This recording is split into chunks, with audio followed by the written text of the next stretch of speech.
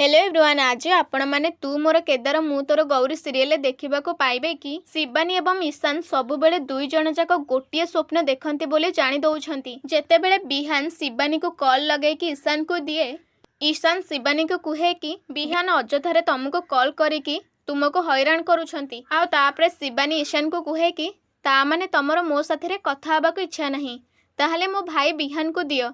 एवं सेतिकी बेले ईशान कहे कि नाई नाई कथा हेबी।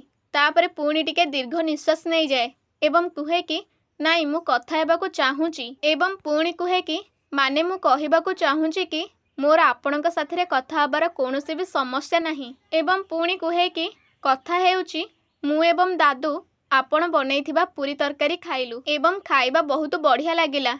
आ ए सब सुनिला पर शिवानी बहुत खुशी हो जाए एवं पुणी ईशान प्रशंसा करके कहे कि आपण बहुत स्वादिष्ट रोषे जानिछंती, बहुत बढ़िया लगिला। एवं ए सब पर शिवानी ईशान को थैंक यू कहे कि धन्यवाद। एवं ईशान कहे कि नाई धन्यवाद तो मत आपण को कहबार थिला, आपण एते कष्ट करके एते आदर रे आम पाइका खाइबा बनैकी पठेइले। एवं एहा पर शिवानी कहे कि निज लोकंक पई किछि करिबारे कष्ट लागेनी, बरम बहुत खुशी लगे, ता सहित मन को बहुत आनंद मिले। एवं ए सब शुणिकी ईशान प्रश्न करे कि ता माने दादू एवं मु आपणकर निज लोक। एवं शिवानी हाँ करे।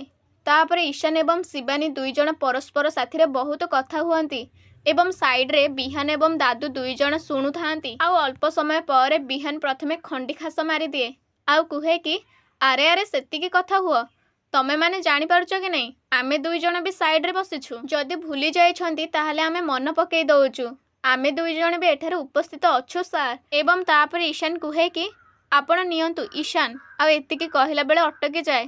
पुणी कहे कि नियंतु बिहान को साथी रे कथा हुअंतु। आ तापरे ईशान सेठारु उठिकी चली जाए। ताले सांग माने आगो को जानिबा पई चैनल को सब्सक्राइब करिके रखंतु।